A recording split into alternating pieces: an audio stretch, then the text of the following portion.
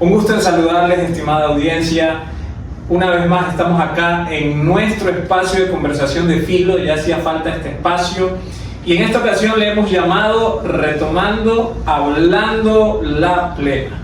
Va a ser un espacio donde vamos a tratar temas de interés para el estudiante universitario, pero también temas de interés para todos los que conforman Ecuador desde los diferentes ámbitos profesionales donde nos podamos desempeñar. Y en esta ocasión, previo a que Ecuador está celebrando un referéndum, nos llama mucho la atención que las personas tienen cierto desconocimiento en esta área. Así que hoy vamos a tratar un tema de interés para todos ustedes, y si querías informarte previo a una consulta, pues esto va a ser un espacio bacán y necesario para ti.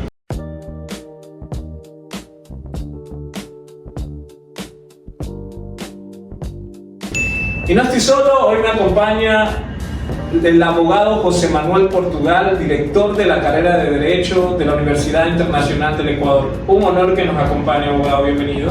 Un gusto estar aquí. Y la señorita Daniela Masache, estudiante de Derecho y Ciencias Políticas de la Universidad de Guayaquil. Daniela, bienvenida a nuestro espacio. Muchas gracias por la invitación, un gusto estar aquí el día de hoy. Para los que se olvidaron de mí, que hace tiempo ya no me conocen, ya hay harta gente nueva acá, soy Jorge Ceballos, licenciado en Lengua y Literatura. Y pues aquí estoy en esta ocasión con el privilegio de poder moderar esta primera conversación. Y abogado, Daniela, quería introducir lo siguiente. Es para nosotros muy interesante, previo a la consulta, tener la perspectiva desde las personas que conocen el derecho, las personas que conocen todo lo que tiene que ver con la terminología constitucional, los procesos que demanda todo esto a nivel político, pero sobre todo a nivel legal, de lo que conlleva este proceso en el Ecuador. Y lo que más me interesa de esta conversación es que tenemos los dos ámbitos. Una estudiante que se está preparando, se hace que hay nuevo conocimiento, nuevas perspectivas en el ámbito de derecho, y una persona que ya tiene la experiencia y ha sido testigo de los diferentes procesos parecidos que Ecuador ha tenido. Siendo así, en esta conversación vamos a tener tres aspectos principales. No nos vamos a centrar mucho en la conceptualización o el estudio detallado de las preguntas, sea por el espacio-tiempo o porque muchas personas acá vinieron específicamente para conocer una opinión adicional, una opinión objetiva sobre lo mismo. Siendo así, vámonos hablando la plena con el primer punto. ¿Una nueva constitución o seguir con la del 2008? Esa es nuestra primera pregunta. Abogado. A ver, si analizamos la cuestión fáctica, yo sí creo necesario de que tiene que construirse una nueva constitución, porque siempre es perfectible el mejoramiento de las normas como tal. Las normas son perfectibles. Y sí considero que hay ciertas cositas que hay que cambiar en la constitución actual. Pero sin embargo, a ello, el peligro que hoy en día tenemos es qué producto va a salir de esta nueva constituyente, cuando lo que se ha planteado es crear una constituyente sin reglas diferenciales a la actual Asamblea Nacional. Y hoy todos somos testigos de que los asambleístas, lastimosamente, que conforman la actual Asamblea Nacional, no me dan la garantía de poder tener una constitución del nivel que deberíamos tener. Elegir una asamblea constituyente de puros alzamanos, de puras personas que no saben a fondo lo que es una asamblea constituyente, para algo tan relevante como la constitución, es lo que me da miedo, es lo que realmente me hace pensar sobre si el Ecuador realmente en este momento conviene o no conviene tener una nueva constitución. En regla general, yo creo que sí debe haber una nueva constitución, yo creo que sí se deben hacer ciertas reformas importantes a nivel constitucional, pero tengo serias dudas con respecto a la capacidad de los proponentes como para construir una constitución que realmente se mantenga en el espacio-tiempo. ¿Y por qué sí una nueva constitución? A ver, porque sí considero que, por ejemplo, hay temas que deberían regularse de una mejor manera. El tema de los consejos nacionales para la igualdad, que está actualmente en la Constitución, considero que tiene que ser totalmente puesto sobre la mesa y analizado de una forma profunda. El tema, yo no creo necesario que una Constitución deba regularse el sistema penal, por ejemplo, de un país. Yo creo que eso debe estar a nivel de ley, no a nivel constitucional. Yo sí considero que deberían hacerse ciertas reformas como para poder hacer que el tema económico, que las normas que regulan la tesis económica que regula un país, tampoco no deben ser necesariamente una camisa de fuerza a nivel constitucional, deberían regularse a nivel legal, porque todo eso depende de la coyuntura que cada país, conforme el paso del tiempo, pues vaya viviendo. Meter todos esos temas a nivel constitucional, yo sí creo que más bien genera problemas en cuanto a la aplicación de la norma. Ok, antes de pasar con Daniela, ¿y qué cosas sí deberían continuar a nivel constitucional para garantizar derechos? Yo creo que es bastante positivo el reconocimiento de los derechos, el avance que se ha hecho en cuanto al reconocimiento de derechos como tal. Yo no creo que sea necesario hablar de volver hacia atrás en torno a los derechos. Yo sí considero necesario, por ejemplo, que se someta a un análisis temas como, por ejemplo, el voto. Para mí, el sistema electoral ecuatoriano debería contemplar un voto no obligatorio, por ejemplo, y es un tema que podría debatirse en esta nueva asamblea. ¿Es necesario reformar el sistema parlamentario que existe actualmente? Sí, a mi criterio, por ejemplo, debería haber un Senado y una Cámara de Representantes. Un sistema federal. Un sistema bicameral, más bien. Okay. ¿Y por qué no someter el análisis sobre mantener en Ecuador un sistema federal o no? De pronto no a nivel como lo vive Estados Unidos, pero sí, ¿por qué no tener una mayor autonomía en las diferentes provincias? Se debería eliminar o no las prefecturas, por ejemplo, se debería eliminar o no ciertas cuestiones que están estipuladas a nivel constitucional, es lo que sí se debe someter al debate. Pero un debate serio, no un debate donde la gente no sabe por qué votar, donde la gente no sabe qué es lo que va a pasar, donde se plantea cambios estructurales pero sin mencionar cuáles cambios y a dónde se apunta. Entonces, dejar esa posibilidad a que la gente a ciegas, por un simple apego o desapego a favor de alguna imagen política, pues vote para decidir una constitución, es lo que me preocupa. Más allá de que sí es necesario tener una nueva constitución, yo sí considero que de pronto en este momento no es el momento oportuno como para poder tenerla. Ok, Daniela, ¿tú qué opinas? ¿Una nueva constitución o seguir con la del 2008? En mi opinión, creo que lo mejor es continuar con la Constitución de 2008. Nuestro país está afrontando problemas graves como es la violencia y una nueva Constitución no va a ser la solución a este problema de la violencia. Hay cosas que probablemente muchas personas consideran que sí se tienen que cambiar. Mencionaba lo del Senado, la Cámara bicameral. Yo creo que nuestro problema con la Asamblea es más bien un multipartidismo. Somos un país que desde los 90 hemos tenido gran cantidad de movimientos políticos y muy pocos de ellos tienen la representación necesaria. Simplemente lo que yo considero es que el problema más bien es la estructura y quiénes van a formar parte de esta asamblea, más que la constitución. De esta asamblea, ¿no? Por ejemplo, Perú ha afrontado durante los últimos años un problema político, ha tenido varios presidentes en menos de 10 años. Entonces, si nosotros cambiamos nuestro sistema actual, que es una asamblea, a un bicameral, a un parlamentarismo, podemos caer en un problema directamente político, porque nuestra democracia no está preparada para afrontarlo. El problema es la política de nuestro país y no más bien como la estructura, la corrupción que está dentro de esta preparación. O sea, hablando la plena, Daniela, ¿consideras que el hecho de que esta pregunta sobre una nueva constitución esté dentro del referéndum del próximo 16 de noviembre es más un asunto político que una necesidad estructural? Sí, por supuesto. Dentro de todo, cuando llegó al gobierno, una nueva constitución no responde a lo que es las prácticas o la necesidad del país. No estaba en los planes del gobierno, no es tampoco solicitada por las personas, sino más bien es una agenda política de las personas que buscan mantenerse ahí. No va a solucionar ningún problema actual como es la violencia, la inseguridad ni la salud. O sea, al igual que el abogado, ¿consideras que no es el momento oportuno? No, para mí... ¿Y vendrá un momento oportuno, sí o no? No sé el futuro, pero para mí la Constitución de 2008 se tiene que mantener. Antes de cerrar con este punto, sí me interesa conocer algo, porque creo que puede ser la duda de otras personas que nos estén viendo. Abogado, ¿cuándo sí será el momento oportuno? No hay cómo establecer el momento oportuno a futuro, pero no tenemos una bola de cristal que podría determinar las coyunturas que va a vivir en Ecuador de aquí en los años venideros. Pero lo que sí se puede avisorar es que los problemas estructurales del país van a seguir con o sin nueva constitución. los problemas de corrupción, los problemas de falta de institucionalidad, los problemas de un sistema democrático que realmente es bastante frágil, un sistema político donde lastimosamente pues, se maneja bastante el caudillismo, donde no hay una preparación de nuevos elementos para que sean los jóvenes realmente preparados y capaces quienes lideren procesos electorales a futuro. Todos esos problemas estructurales que lastimosamente tienen a nuestro Ecuador pues, situado como está, van a seguir con o sin la nueva constitución.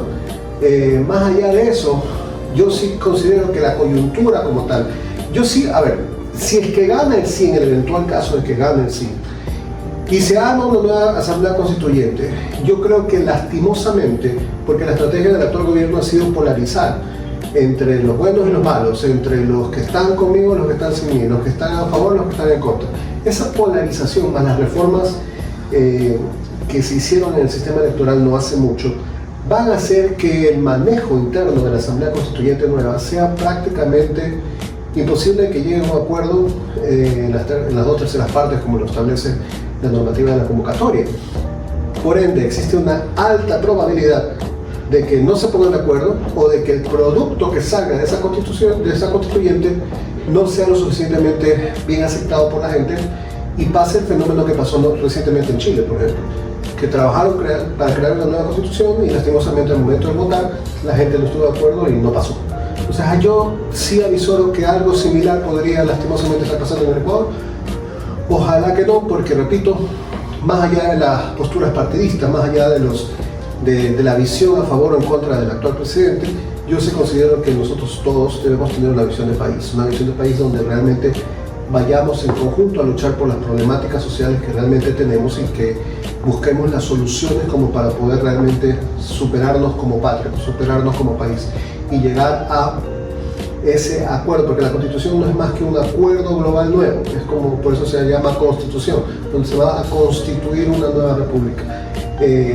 Y ese acuerdo social, ojalá sea lo suficientemente amplio y nuestros políticos sean lo suficientemente capaces como para poder estructurarlo, ampliarlo, manejarlo y hacer que todo el Ecuador camine en un solo bloque como debería ser, aunque lastimosamente lo personal creo que no se va a hacer.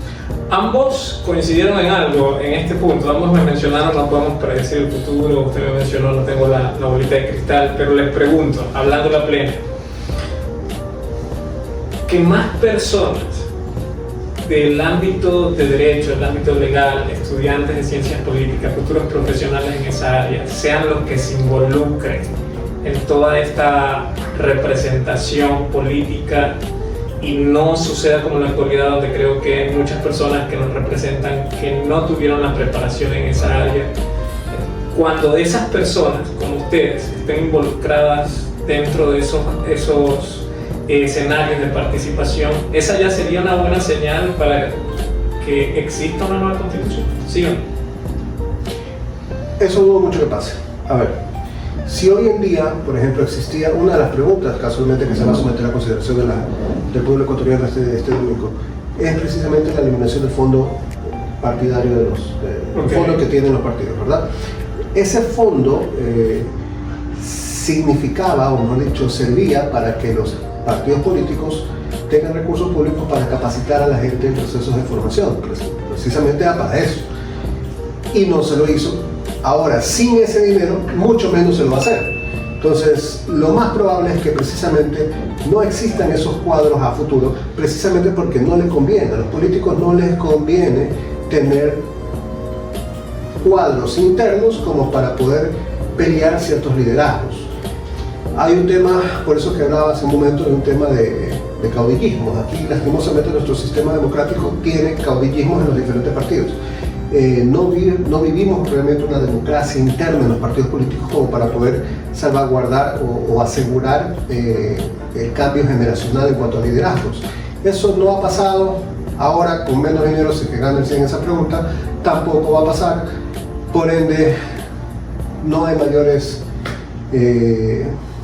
digamos que no se avisoran buenos momentos como para que la política ecuatoriana realmente cambie. O sea, esta consulta popular define la vida o muerte de nuestra futura democracia, en otras palabras.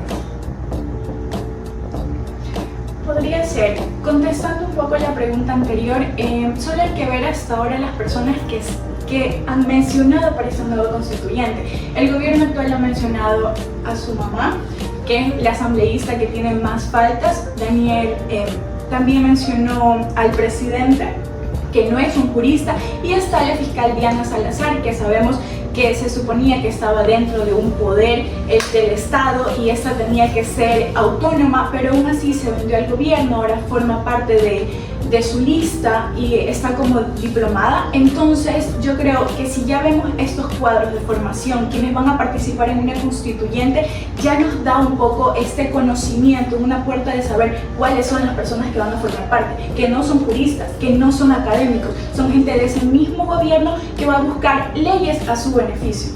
Ok, vámonos a un segundo punto en este mismo tema sobre la consulta popular y tiene que ver con las preguntas de las bases militares extranjeras. Lo voy a definir solo en esta cuestión. Aceptar las bases militares extranjeras en el territorio ecuatoriano, ¿protección o dependencia? Daniel. No estoy de acuerdo con las bases extranjeras. Primero, Ecuador ya los tuvo Baltra, que no rindieron frutos. También los tuvo Colombia en los años 90, se dieron los falsos positivos. Y donde se menciona la base militar estará en Galápagos. Galápagos tenemos nuestros recursos naturales, nuestra biodiversidad. ¿Por qué ahí? Sabiendo que la mayor parte del narcotráfico ocurre en la costa, en Esmeraldas. Y también cuando nosotros tuvimos nuestras bases militares hasta el 2009, hubieron otros puntos del país, estuvo en Esmeraldas, estuvo en la provincia del Oro, Guayas, donde aumentó la muerte por homicidios, por todo esto del narcotráfico. Entonces, si bien es cierto, se enfocan las bases militares en una sola provincia del país, se descuidan las otras. Además, cuando uno se le pide ayuda a un país extranjero, pierde parte de su soberanía, y no solo vamos a hacer directamente en Galápagos, no vamos a tener, sino que vamos a estar de acuerdo en otras cosas como otros convenios, otros acuerdos, y recordando que también estamos en convenios con otros países como es China y Rusia. Entonces sería nosotros como país meternos en un conflicto geopolítico que no es de nuestra incumbencia. Hay que tener cuidado con esto de las bases militares, porque, a ver, las bases militares ya han funcionado en otros países. Además, hay muchos países que tienen bases militares, sobre todo estadounidenses, ¿no? El ejemplo más cercano es el caso colombiano. Las bases militares que en algún momento tuvo Colombia sirvieron realmente como para poder eliminar la problemática interna del narcotráfico que tenía Colombia. Es bastante debatible los resultados que tuvieron esas bases de manta en su momento. Ecuador tuvo una base de manta antes de la actual constitución, salieron en el 2009 por decisión del presidente de aquel entonces. Sin embargo a ello, yo en lo personal sí estoy de acuerdo con cualquier ejercicio que haga el gobierno con respecto a tratar de erradicar la violencia interna que vive el país. Yo creo que todos los ecuatorianos no queremos tener un país violento, queremos tener un país de paz. Pero sí es un poco llamativo y peligroso que la pregunta haya sido colocada como una especie de pregunta de gancho, porque si vemos el ejercicio de campaña que hacen precisamente los que promulgan el CID, es precisamente basada en el miedo.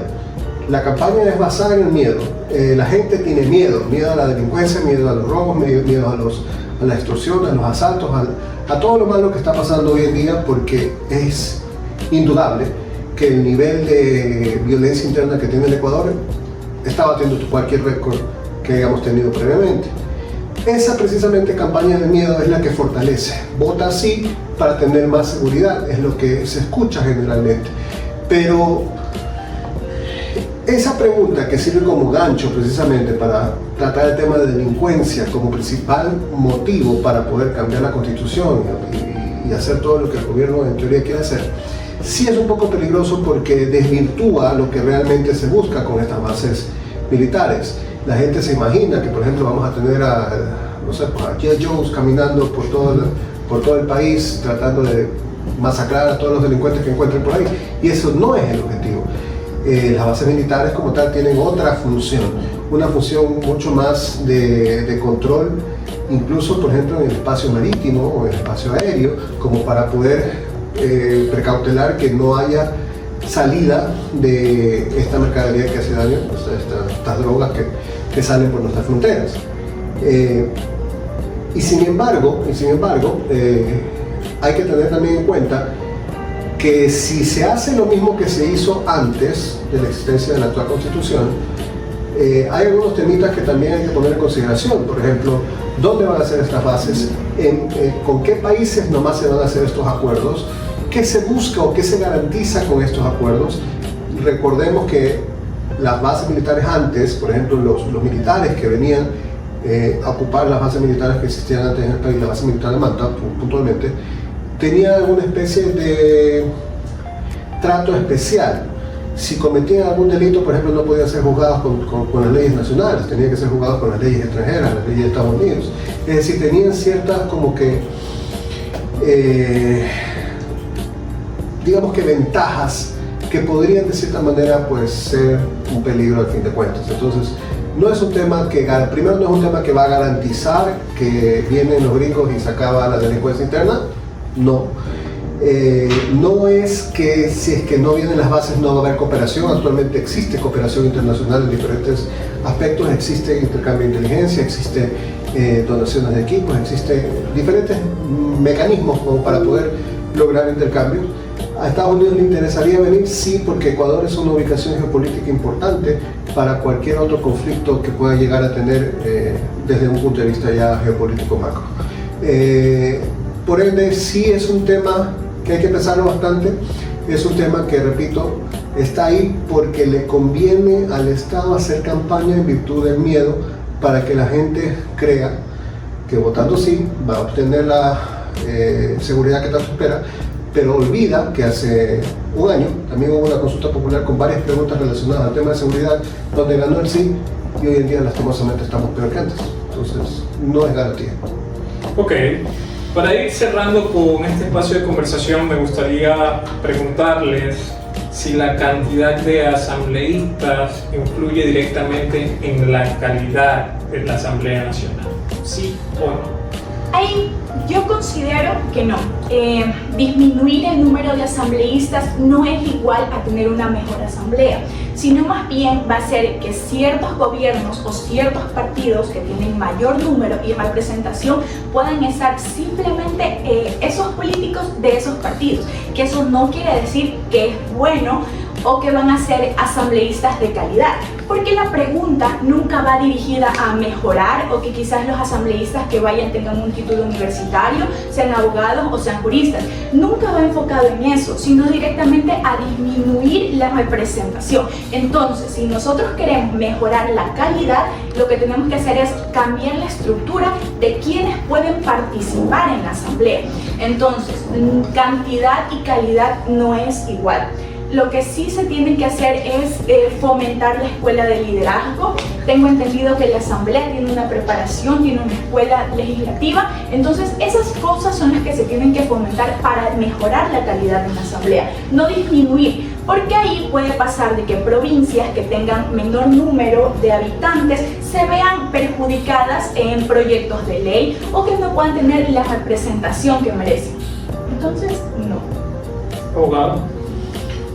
Yo definitivamente creo que más allá del número, lo importante es la calidad de las personas que nos representan. Hay otros países donde tienen muchos más asambleístas, sin embargo el debate es mucho más alto que el que se da hoy en día.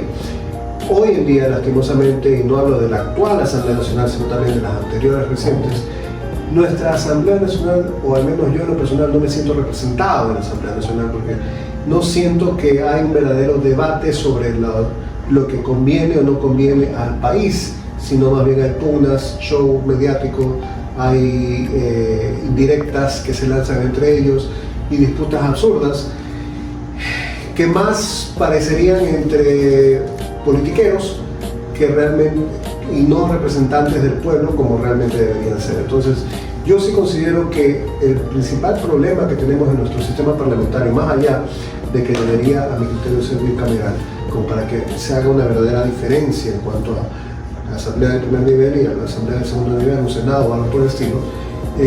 Pero más allá del número, yo sí considero importantísimo que quienes vayan a la asamblea sean personas que no solamente se dediquen a ocupar una curul, a alzar una mano, a ponerse a dibujar o a hacer otras cuestiones que no tienen que ver con el trabajo legislativo, que realmente vayan y fiscalicen, que realmente vayan y propongan, que realmente vayan y debaten, que por lo menos sepan hablar, que por lo menos sepan investigar, que sepan debatir, que sepan representar los intereses de los ecuatorianos, porque la asamblea en teoría debería ser ese espacio de representación donde todos nos deberíamos sentir representados, pero lastimosamente no lo es, y no lo es porque no funciona nuestro sistema democrático, no funciona nuestro sistema electoral, no funciona nuestro sistema de partidos políticos. Todo está construido de tal manera que simplemente funcione en razón de las conveniencias de los partidos políticos en su momento y punto. Y eso hace daño a un país y lastimosamente lo que tenemos hoy en día, muy complicado que cambie, pero el cambio inicia con la conciencia que debe despertar en aquellos que hoy en día gustan de la política pero le tienen miedo a participar. Entonces en el momento en que la gente de bien, que sí creo que somos más, se anime a participar, a levantar la voz, a expresar su criterio, pues yo creo que poco a poco iremos creando conciencia como para poder ir mejorando estas instituciones claves en el andamiaje de nuestro país, como lo es la Asamblea Nacional. Ojalá en el futuro cercano, repito, sea como una asamblea de 100, 50, 10 personas, ojalá quienes la integren sean realmente pues aquellos que se merezcan estar ahí. Yo creo que es un tema de merecimiento, no es un tema de conveniencia, no es un tema de pasé por ahí, ven, forma parte de la lista y ya quedaste. No, yo creo que es un tema que tiene que hacerse, quienes lleguen tienen que haber hecho un recorrido político, un recorrido de servicios, un recorrido de verdadera contribución para con la patria, porque de eso se trata. Y ojalá en algún momento pues lleguemos a ese nivel aquí en Ecuador. Ok, estamos finalizando, como les anuncié, sin embargo quería cerrar con este pequeño ejercicio de preguntas cerradas, tanto para usted abogado como para Daniela. Aquí en Hablando la Plena voy a lanzarles así preguntas súper rápidas. ¿Y en qué consiste este pequeño segmento en que ustedes solo digan sí o no? Sé que hay preguntas que tienen más palabras que se puedan expresar al momento de ser argumentadas en su cuestionamiento. Sin embargo, quisiera saber cuál es su respuesta en los siguientes cuestionamientos. Son muy fáciles. ¿Consideran que Ecuador actualmente vive una apatía política? ¿Sí o no? Hablando la plena. Ecuatorianos en general. ¿Hay un ambiente de apatía política? Sí, totalmente. Ok. Sí.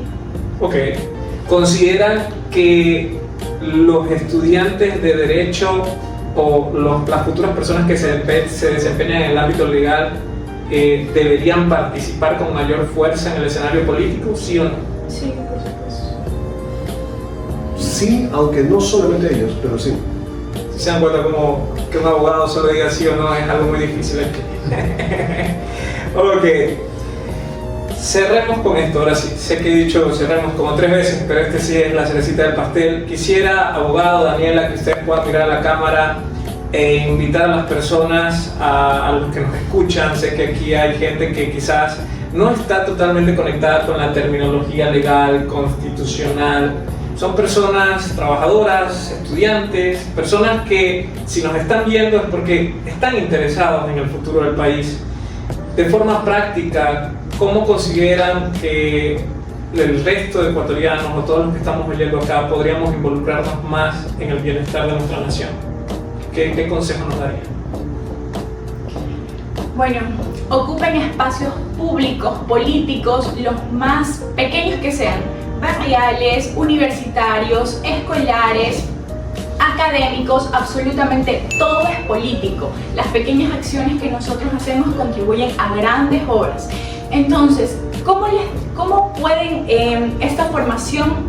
Yo les diría, en primer lugar, la investigación, saber qué tipo de contenido nosotros consumimos, qué tipos de canales y de dónde nacen nuestras opiniones políticas, nuestras nuestras creencias ideológicas. Informarnos no solo con videos cortos, sino más bien que esto sea una apertura para nosotros formar nuestro pensamiento, nuestros criterios, que nos guiemos por las cosas que vivimos, por cómo vemos nuestra sociedad y no solo por una campaña política que vemos en internet.